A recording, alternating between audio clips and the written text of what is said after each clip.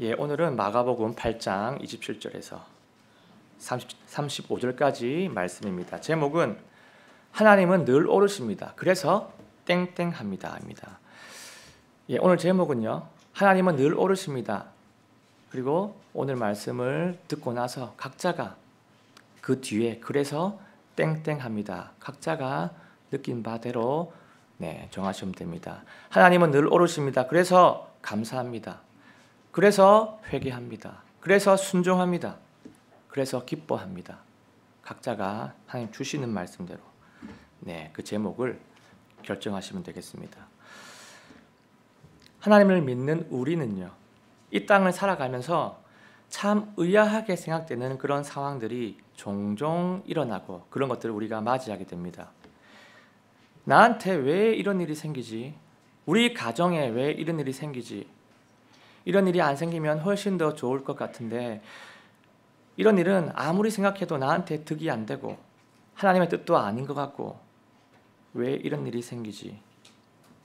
이런 생각을 해보신 적이 가끔 있었을 겁니다.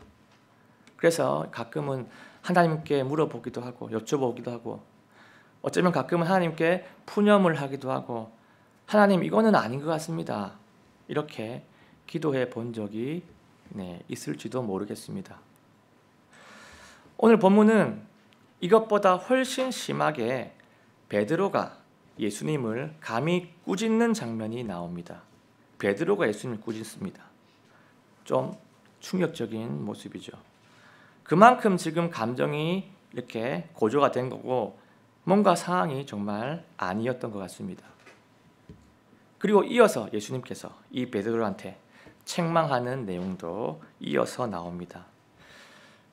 예수님께서 책망을 하셨다는 것이 별거 아닌 것처럼 보이겠지만요. 지금 상황에서는 이 책망이 아주 특별한 상황입니다. 특별한 일입니다. 왜냐하면요. 예수님께서 제자들을 딱 이렇게 모이게 한 이후로부터 책망을 한 적이 지금까지는 없었기 때문입니다. 지금이 거의 최초의 책망입니다. 물론 이 성경에 기록이 안 된 일들, 우리가 모르는 일들도 있을 수 있었지만 성경에 나온 사건들 중에는요. 지금이 최초입니다. 최초의 책망입니다. 이 이후로는 조금씩 예수님이 책망하시는 부분들이 나옵니다. 지금까지 이 예수님의 책망이 없었던 것은요. 제자들이 너무나 잘 행동을 해서 없었던 것이 아닙니다. 지금까지의 상황은요. 예수님께서 뭔가를 가르치려고 하는 상황이었고 책망보다는 좋게 가르치는 것으로 기다려주고자 하는 마음이 있었기 때문에 책망이 없었던 겁니다. 예수님은요. 지금까지 여러 번 자주 오늘 이야기에 관련해서 제자들 앞에서 말씀을 해오고 있었습니다. 오늘 하시는 말씀이 어떤 말씀이냐면요. 나 예수가 구약 성경에서 주구장창 예언해왔던 그 메시아가 바로 나다. 내가 바로 그 메시아다. 이 메시지를 예수님이 조금씩 드러내고 있는 중이었습니다. 그래서 앞으로 이 제자들이 앞으로 어떻게 살아가야 되는지 앞으로 어떤 사역을 감당해야 될지 이런 것들을 계속 예수님이 조금씩 가르쳐 오고 계셨습니다. 오늘 본문은 8장 뒷부분이죠. 오늘 본문의 앞쪽 부분을 보시면요.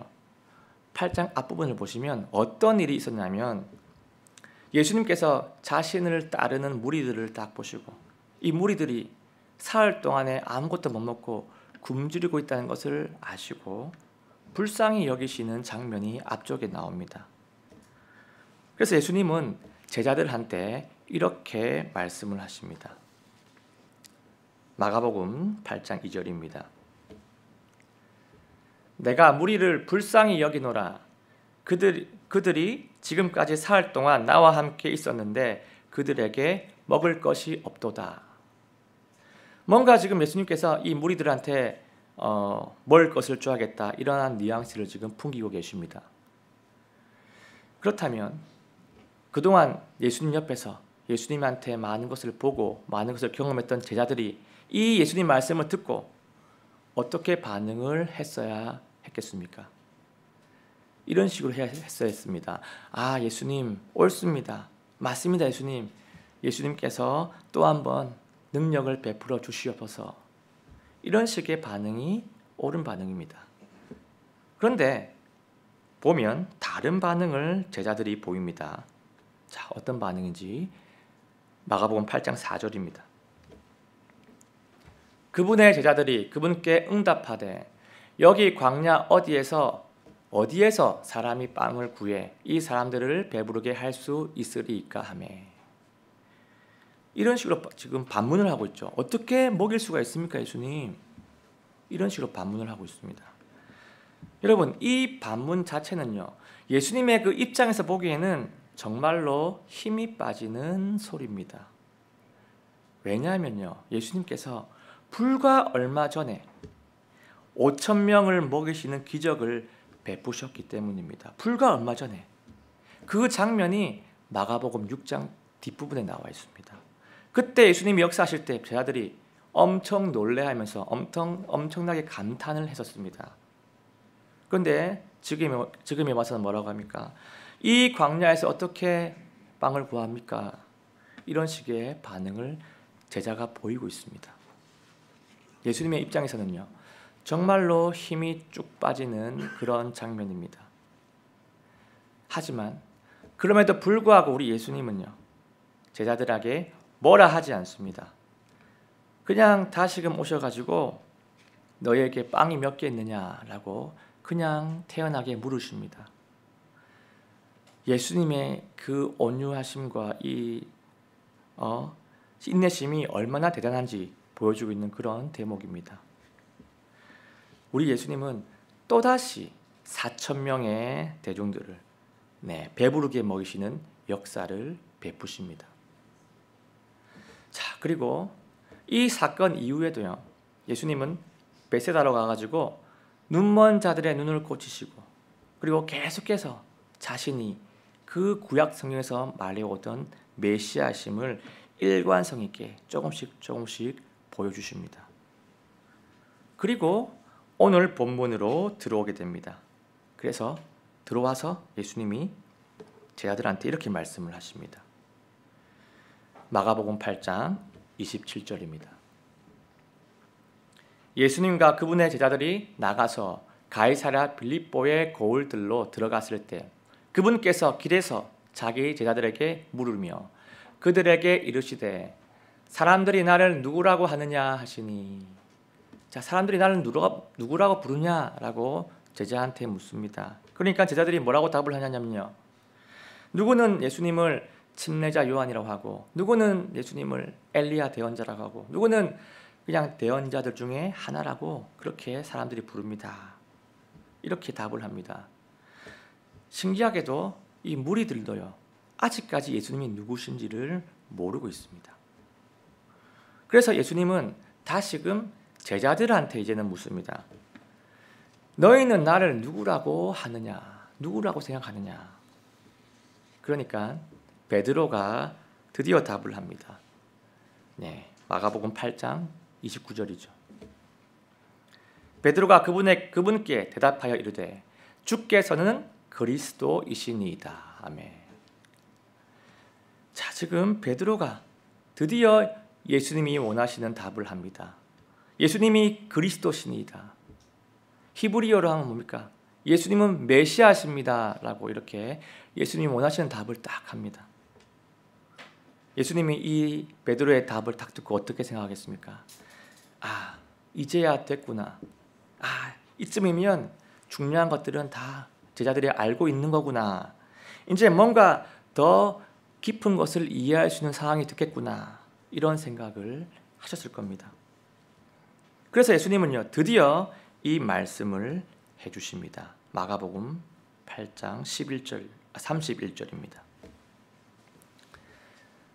또 그분께서 사람의 아들이 반드시 많은 일들로 고난을 당하고 장로들과 수제사장들과 서기관들에게 버림받아 죽임을 당하며 사흘 뒤에 다시 일어나야 할 것을 그들에게 가르치기 시작하시되, 예수님은 지금 제자들한테 나는 곧 죽게 될 것이고 사흘 뒤에 다시 살아나게 될 것이다 라고 드디어 그 구원 사역의 중심 부분을 말씀을 합니다. 자, 그런데 이 예수님의 말씀을 들은 베드로는 어떻게 반응을 할까요? 아, 예수님 정말입니까? 정말 그런 일이 일어납니까? 하며 놀라워했을까요? 아닙니다. 베드로는요, 이런 반응을 보입니다. 32절입니다. 베드로가 그분을 붙잡고 그분을 꾸짖기 시작하였으나, 베드로가 예수님을 꾸짖었다고 지금 기록을 하고 있습니다. 꾸짖는다라는 말은 무슨 뜻이냐면 잘못에 대해서 엄하게 나무란다라는 뜻입니다.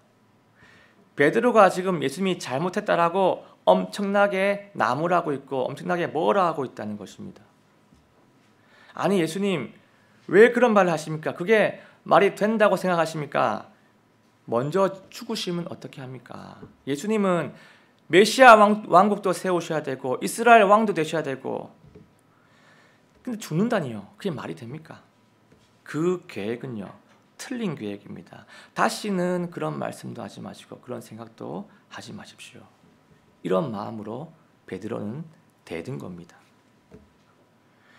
그런데 이 본문을 보면은 예수님은 이 상황에서 베드로를 강하게, 아주 강력하게 책망을 하십니다. 이렇게 책망을 하십니다. 사탄아, 너는 내 뒤로 물러가라. 베드로 보고요, 사탄이라고 칭하십니다. 사탄아, 그 입 다물라. 엄청나게 지금 뭐라 하시는 겁니다. 예수님은 그동안에 제자들한테 안 좋은 소리를 거의 하지 않았습니다. 분노를 한 적도 거의 없었습니다.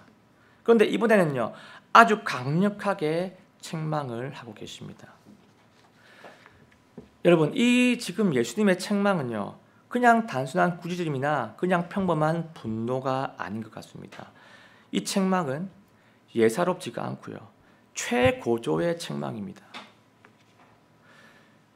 우리 예수님은 왜 그토록 강력하게 책망을 하셨을까요? 분명한 이유가 있을 겁니다. 어떤 부분이 그렇게 잘못된 부분인지, 뭐가 그렇게 잘못된 것인지 한번 본문을 통해서 한번 보겠습니다. 자, 33절이죠. 사탄아, 너는 내 뒤로 물러가라. 네가 하나님에서 난 것들을 좋아하지 아니하고 사람들에게 난 것들을 좋아하느니라 하시니라. 지금 예수님은요, 베드로를 보고 너는 하나님에게서 난 것들을 좋아하지 않고 사람들에게 난 것들을 좋아한다 라고 지적을 하십니다. 자, 이 대목을 보면요, 어떠한 한 영적 원리가 지금 보여집니다. 그 영적 원리가 뭐냐면요, 이 세상에는 하나님에게서 난 것들하고 그리고 사람들에게서 난 것들하고 이 두 가지가 공존한다는 것입니다. 하나님에게서 난 것들, 그게 뭡니까? 하나님이 원하시는 것이죠. 즉, 이 말은 하나님의 뜻을 얘기하는 겁니다. 그리고 이 사람들에게 난 것들, 이건 뭡니까? 사람들이 원하는 것이에요. 즉, 사람의 뜻을 얘기하고 있습니다. 지금 이 베드로는요, 하나님의 뜻은 좋아하지 않고 사람의 뜻은 좋아한다라고 지금 예수님이 이 부분을 강력하게 책망하고 계십니다. 예수님께서 자신은 곧 죽게 될 것이고 그리고 3일 뒤에 다시 살아날 것이라는 이 계획은요, 하나님의 뜻이었습니다. 그리고 이 예수님의 계획이, 하나님의 계획이 완전 잘못된 것이고 절대 일어나면 안 된다라고 확신하는 것, 이것은 사람의 뜻이었습니다. 예수님이 하신 말씀은요, 하나님의 뜻을 따른 것이었고요, 베드로가 했던 말은 사람의 뜻을 따른 것이었습니다.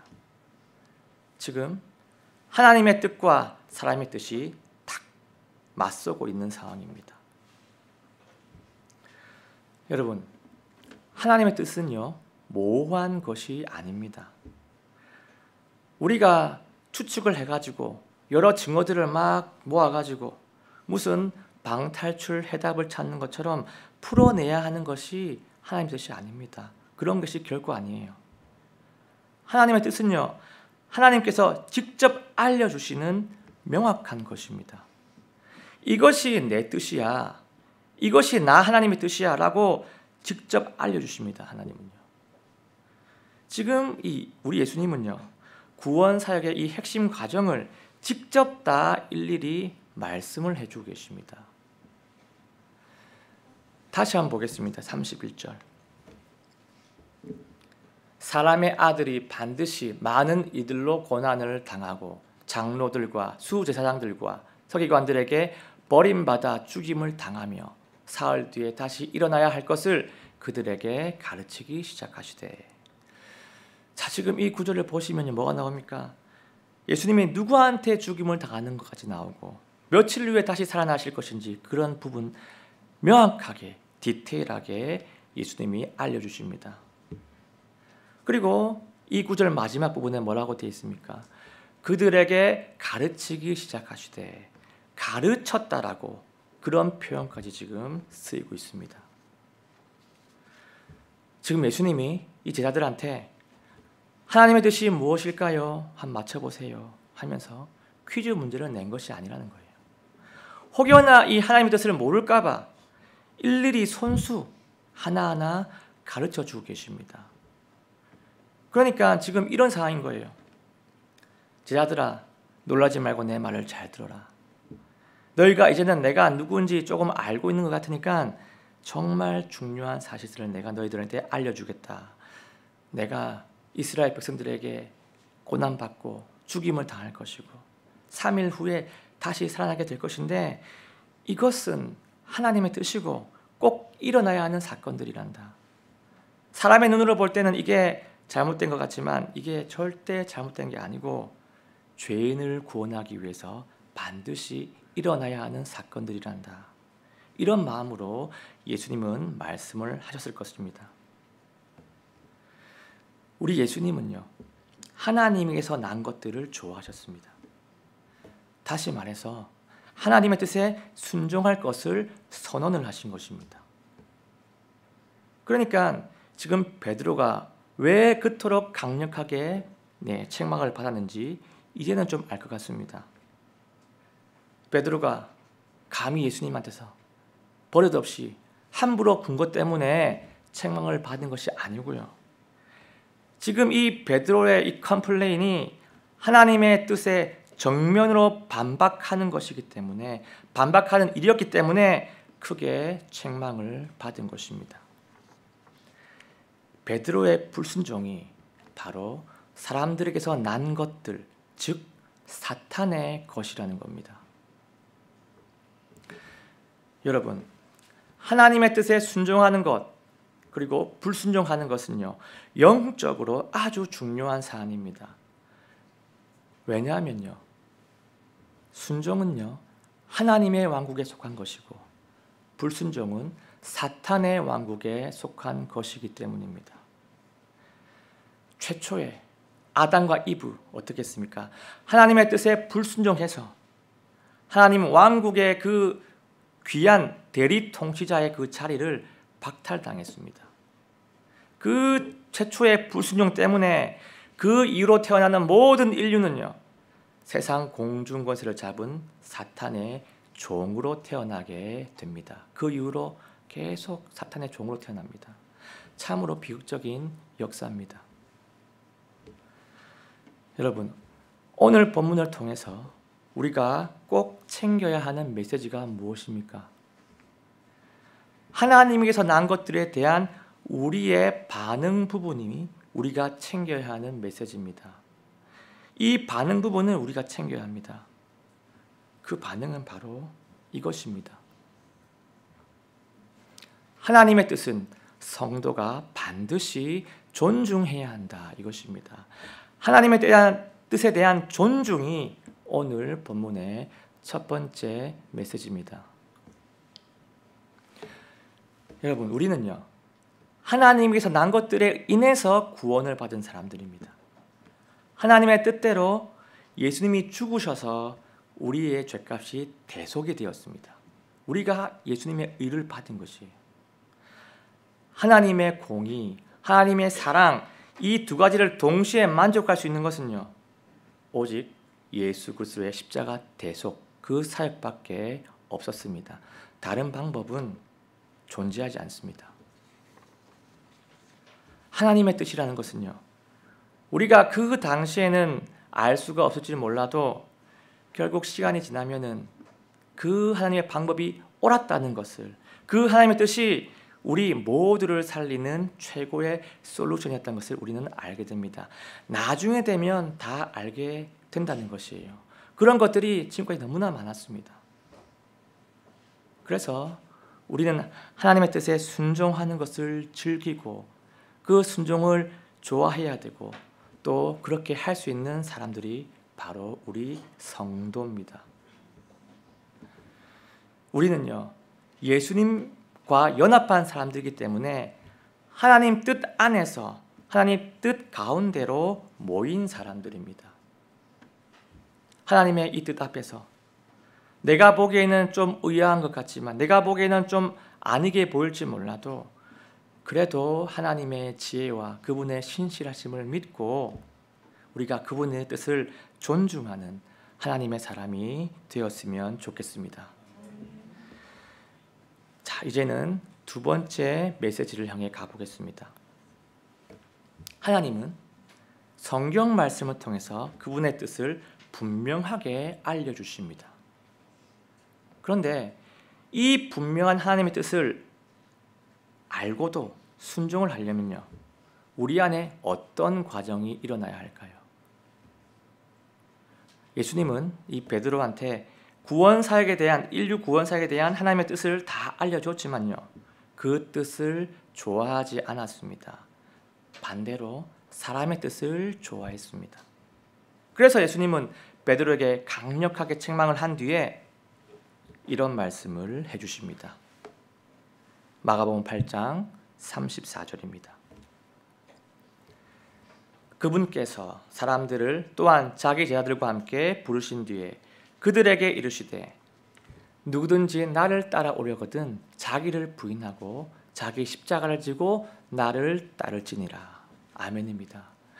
누구든지 나를 따라오려거든 자기를 부인하고, 하나님의 뜻을 따르려면, 같은 말로 하나님에서 난 것들을 좋아하려면 반드시 자기 부인이 전제가 되어야 한다고 예수님이 말씀하십니다. 순종을 할 때는요, 자기 부인하는 것이 관건입니다. 우리는 이 말을 들으면 이렇게 생각할 수도 있죠. 이 말을 들었을 때 순종할 때 자기 부인해야 하는 것 당연한 거 아닌가? 자기 부인하는 거 기본 아닌가? 내가 자기 부인을 잘하고 있다고 생각하고 있어요. 그런데 깊숙하게 들어가 보면요, 자기 부인이 없어도 얼마든지 순종의 모양은 나타낼 수가 있습니다. 내가 주인이 되어서 내 뜻으로 나의 의를 가지고도 얼마든지 하나님의 뜻에 부합하는 행동을 할 수가 있다는 것이에요.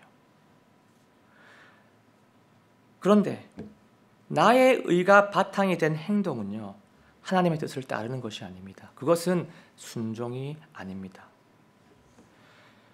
아주 쉬운 예를 한번 들어보겠습니다. 하나님의 그 부르심을 받은 한 설교자가 있습니다. 설교자는 그 부르심에 순종을 해가지고 대중들 앞에서 하나님 말씀을 선포합니다. 이 설교를 하는 행위 이 자체는요, 하나님의 뜻에 순종하는 것처럼 보일 겁니다. 그런데 그 설교자의 마음이 하나님을 높이고 하나님의 영광을 드러내고 하나님의 말씀을 온전히 나타내는 것이 전부가 아니라 내 설교로 인해서 대중들의 마음을 변화시키고 싶다. 이 설교로 대중들에게 감동을 주고 싶다. 대중들로부터 찬사를 받고 싶고 대중들로부터 아멘이라는 소리를 듣고 싶다. 이 마음이 앞서 있다면요, 그 설교가 아무리 기가 막힌다 하더라도 그 설교는 하나님을 따르는 것이 아닙니다. 왜냐하면 자기 부인이 없기 때문입니다. 설교자는 하나님의 말씀이 온전히 제대로 선포되는 것이 전부가 되어야 되고, 하나님의 뜻이 조금이라도 왜곡이 되는 것에 대해서 가장 두려워해야 합니다. 말씀 선포 앞에서 내 의견이 살아있으면요, 그것은 설교를 하기보다는 나의 강의가 돼버리고 맙니다. 예배 안에서는요, 내 강의는 필요가 없습니다. 배설물입니다. 참 순종은 자기 부인이 전제가 되어야 합니다. 자기를 부인한다는 것, 그것은 과연 무엇을 말하는 것일까요? 자기를 부인한다는 것은요, 자기 이 중심적인 삶에서 벗어나는 것입니다. 내 인생은 더 이상 내 것이 아니고 예수님 피값으로 살아난 나는 그리스도의 것이다. 하나님이 나의 주인이십니다. 하나님이 나의 거룩하시고 선하신 주인이십니다. 그리고 나는 그분의 귀한 소유이고 귀한 것이고, 나는 그분의 귀한 자녀이고 그분의 청지기입니다. 그래서 내가 하고 싶은 것들은 일단 내려놓고 그분의 뜻에 순종을 하고, 그분의 다스림 안에 내가 들어가는 것, 그분의 다스림 안에 내가 들어가는 것, 이것이 바로 자기 부인입니다. 이 땅에 내려오신 예수님은 어떻게 하셨습니까? 예수님은 하늘에서는 삼위일체 하나님이신데, 이 땅에 내려오신 예수님은 이렇게 하셨습니다. 빌립보서 2장 6절에서 8절입니다. 그분께서는 하나님의 형체로 계심으로 하나님과 동등함을 강탈로 여기지 아니하셨으나 스스로 무명한 자가 되사 자기 위에 종의 형체를 취하시고 사람들의 모습이 되셨으며 사람의 모양으로 나타나사 자기를 낮추시고 죽기까지, 곧 십자가로 인해 죽기까지 순종하셨느니라. 아멘입니다. 예수님은 하나님과 완전히 동등하신 분이시지만 자기를 사람의 모양으로까지 낮추시고 자기를 부인하시고 십자가의 죽음으로 하나님의 뜻을 순종하셨습니다. 성경은요, 이 예수님의 순종을 모범 사례로 보여주고 있습니다. 성경은 이 예수님의 자기 부인을 순종의 동력이라고 말씀하고 있습니다. 여러분, 우리는 우리의 자리를 지켜야 합니다. 우리의 자리는 뭡니까? 우리의 자리는 하나님의 피조물이에요. 영광된 그분의 피조물입니다. 우리는 하나님의 그 존귀한 피조물로서 내 자리를 지켜야 합니다. 그리고 동시에 이 하나님의 자리도 우리가 지켜야 합니다. 하나님께서 우리의 창조자가 되시고 우리의 주인 되심을 우리는 존중해야 합니다. 그래서 우리가 어떻게 고백해야 됩니까? 우리의 고백은 이렇게 되어야 됩니다. 하나님은 거룩하시고 선하신 나의 주인이십니다. 그래서 하나님은 늘 옳으십니다. 하나님만 늘 옳으십니다. 그래서 하나님의 뜻이 반드시 이루어져야 합니다. 내 뜻은 부인이 되어져야 되고 하나님의 뜻에 내가 순종하겠습니다. 이러한 마음, 이러한 고백이 우리의 인생에 가득 차기를 간절히 소원합니다. 하나님의 뜻만 이루어지면요, 결국 나도 살고 우리도 살고 이 세상도 살고 하나님의 왕국도 굳건하게 세워지는 놀라운 일들이 펼쳐질 것입니다. 하나님의 왕국, 같은 말로 뭡니까? 하나님의 왕국, 하나님의 통치하심입니다. 하나님의 통치하심이 우리 안에 이루어지면요, 우리에게 부족함이 없고 결핍도 없고 두려움도 없고 그분의 풍성함으로 하나님과 영원히 행복할 수 있을 것입니다. 이것이 바로 참 복음입니다. 사랑하는 성도 여러분, 우리가 주님 앞에서 나 자신은 부인을 하고 하나님께서 난 것들에 순종을 하기 원합니다. 나에게 주어진, 내 앞에 주어진 많은 이 상황들 속에서 주의 뜻을 먼저 생각하고 주의 뜻을 먼저 존중하기를 원합니다.